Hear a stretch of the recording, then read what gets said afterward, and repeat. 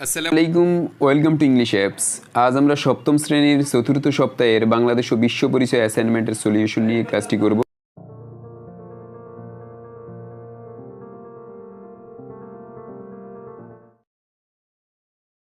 প্রথমে আমরা cover page নিয়ে কথা বলবো। অর্থাৎ অ্যাসাইনমেন্টের এটা হচ্ছে যে তোমাদের কভার পেজে যে বিষয়ের শিরোনাম সেটাতে তোমরা লিখবে বাংলাদেশ ও বাংলাদেশের নাগরিক এবং বাংলাদেশের নির্বাচন ব্যবস্থা। এটা হচ্ছে তোমাদের শিরোনাম থাকবে। আর তোমাদের সিলেবাসের মধ্যে রয়েছে, তোমরা দেখতে পাচ্ছ স্ক্রিনে, পঞ্চম এবং ষষ্ঠ অধ্যায়। পঞ্চম অধ্যায় হচ্ছে বাংলাদেশের নাগরিক সম্পর্কে, অর্থাৎ সুনাগরিকের গুণাবলী। আর ষষ্ঠ অধ্যায়ে বলা আছে বাংলাদেশের নির্বাচন ব্যবস্থা। তো বাংলাদেশের নির্বাচন ব্যবস্থার মধ্যে হচ্ছে যে নির্বাচন কমিশন, নির্বাচন এলাকা এবং নির্বাচন আচরণ বিধি, এই বিষয় থেকে দুইটা প্রশ্ন করা হয়েছে। প্রথম প্রশ্নটি হচ্ছে, একজন সুনাগরিক হিসেবে নিজেকে গড়ে তোলার ক্ষেত্রে তোমার যা করণীয় আছে তার একটি কর্মপরিকল্পনা তৈরি করো। 2 নম্বর প্রশ্নটি হচ্ছে, তোমার এলাকার নির্বাচনের সময় যেসব আচরণ বিধি পালন করা হয় তা বর্ণনা করো। এই দুইটা প্রশ্ন আমাদেরকে করা হয়েছে।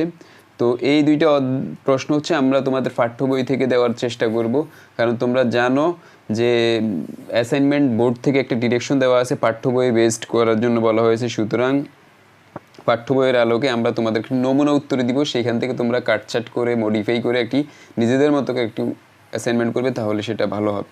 তো যারা এখনও ইংলিশ অ্যাপ চ্যানেলটিকে সাবস্ক্রাইব করেনি অবশ্যই সাবস্ক্রাইব করবে এবং হচ্ছে নিচে দেখা বেল আইকনটি ক্লিক করে রাখবে, যাতে করে যখনই আমরা অ্যাসাইনমেন্টের ভিডিও আপলোড করি তোমাদের কাছে নোটিফিকেশন চলে যায়।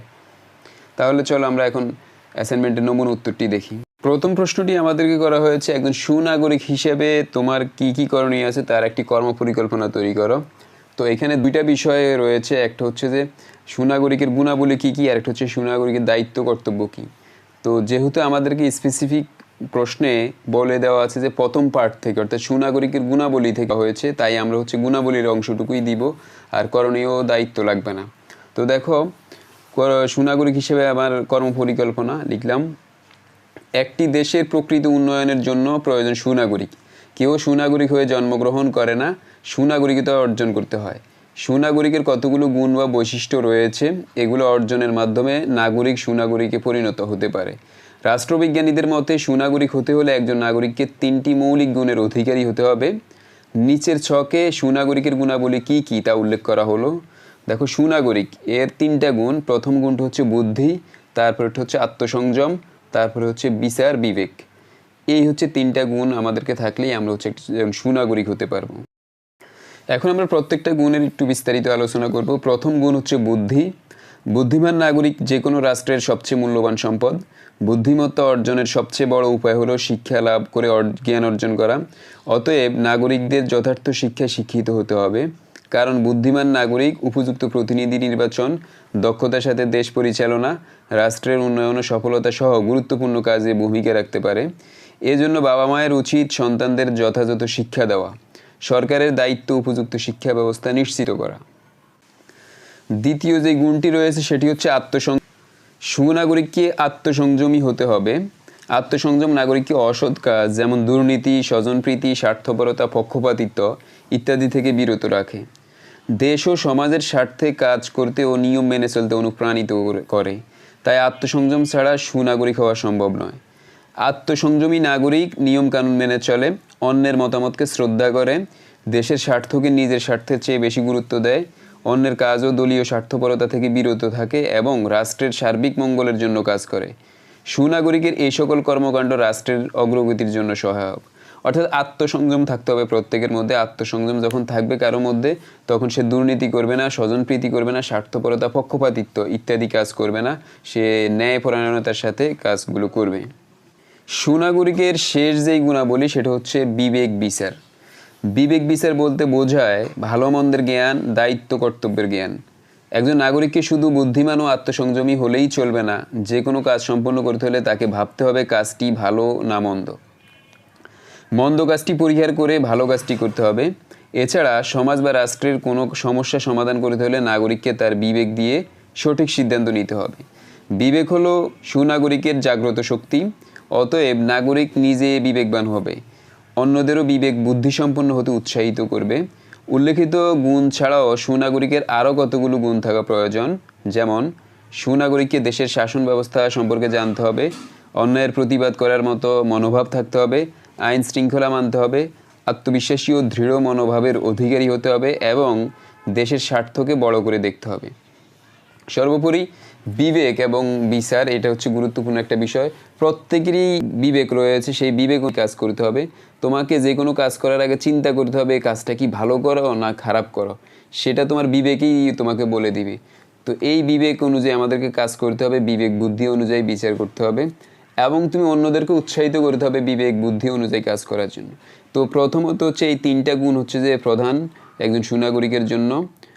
তারপরে হচ্ছে আরও কিছু গুণ রয়েছে, অর্থাৎ এই বুদ্ধি, বিচার, বিবেক এবং আত্মসংযম ছাড়াও আরও কিছু অপ্রধান গুণাবলী রয়েছে। যেমন দেশের শাসন ব্যবস্থা সম্পর্কে জানতে হবে, কোনো অন্যায় হলে সেটা প্রতিবাদ করার মনোভাব থাকতে হবে, আইন শৃঙ্খলা মানতে হবে, আত্মবিশ্বাসী ও দৃঢ় মনোভাবের অধিকারী হতে হবে এবং দেশের স্বার্থকে সবার আগে দেখতে হবে।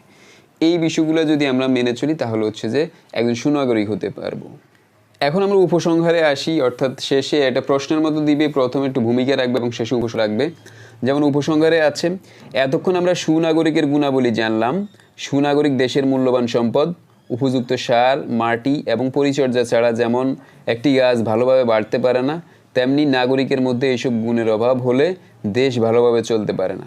অতএব আমাদের ভবিষ্যৎ নাগরিকদের অবশ্যই এই গুণগুলো অর্জন করতে হবে, তাহলেই আমরা আমাদের প্রিয় মাতৃভূমিকে বিশ্বের বুকে একটি উন্নত ও সমৃদ্ধশালী দেশ হিসেবে প্রতিষ্ঠা করতে সক্ষম হব। অর্থাৎ দুপুরে যেই গুণগুলোর কথা বলা আছে, এই গুণগুলো যদি আমরা নিয়মিত মেনে চলি এবং অপরকে মানার জন্য উৎসাহিত করি, তাহলে আমাদের এই প্রিয় ভূমি বাংলাদেশকে আমরা সারা পৃথিবীর মধ্যে একটা উন্নত এবং সমৃদ্ধশালী দেশ হিসেবে প্রতিষ্ঠা করতে সক্ষম হব।